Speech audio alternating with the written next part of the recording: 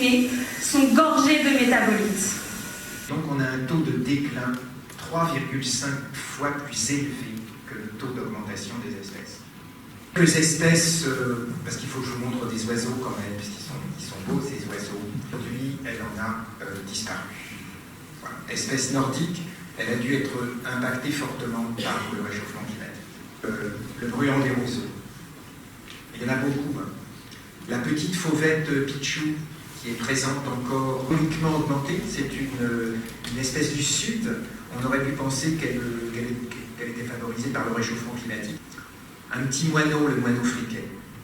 Quand il n'y a plus rien, l'espèce a totalement disparu de la région.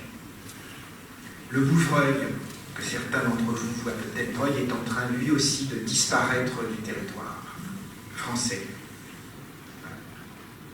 Une petite courbe qui montre le déclin du bouvreuil à l'échelle de la Normandie.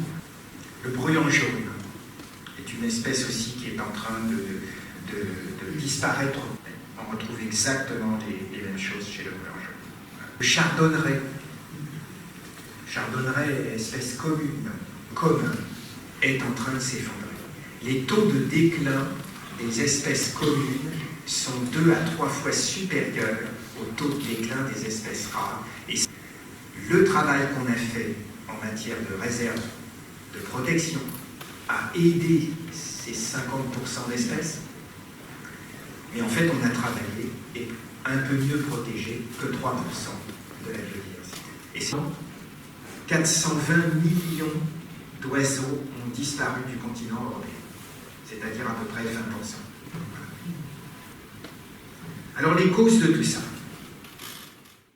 La chasse qui a un impact important à l'échelle mondiale. En France, sur les 62 espèces d'oiseaux chassés, on peut dire qu'une bonne vingtaine, un tiers, sont directement menacés. On peut avoir des effondrements de la biodiversité uniquement par le fait que les espèces n'ont pas le temps de se refabriquer. Voilà. C'est ce qui se passe avec un réchauffement climatique très rapide.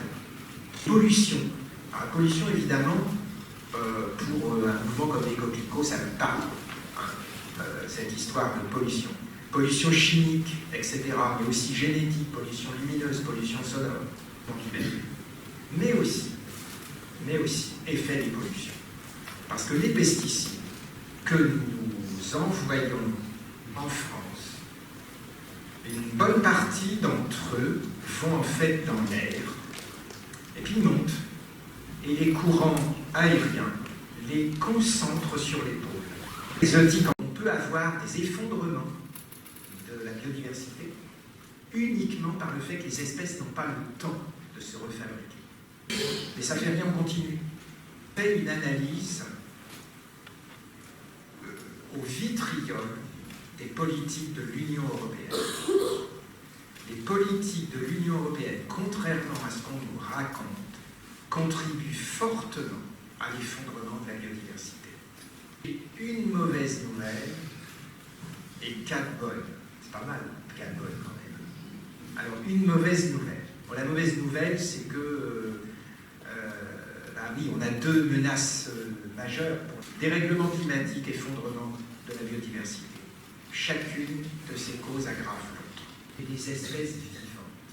L'effondrement de la biodiversité, c'est un accélérateur majeur de la crise climatique. Première bonne nouvelle, c'est que ces 2 menaces ne sont pas une catastrophe qui tombe du ciel. Comme on connaît les causes dont j'ai parlé tout à l'heure, la bonne nouvelle, c'est qu'on peut agir dessus. Les 5 principaux moteurs sont parfaitement identifiés. Démographie, surexploitation, surconsommation, gaspillage. En matière de biodiversité, nous constatons, nous, sur le terrain, que les actions concrètes sont efficaces. Nous ne sommes pas dans la 6e crise d'extinction des espèces. Vous avez entendu ça partout dans les médias. En fait, c'est pas vrai. Voilà. Bien sûr. mais vous pouvez faire beaucoup de choses. Chez vous, dans votre jardin, bref, vous connaissez tout ça. Et comme on est en pleine campagne électorale, qu'est-ce qu'on peut faire dans les communes? Voilà. Et je pense que, j'espère que je ne vous ai pas trop...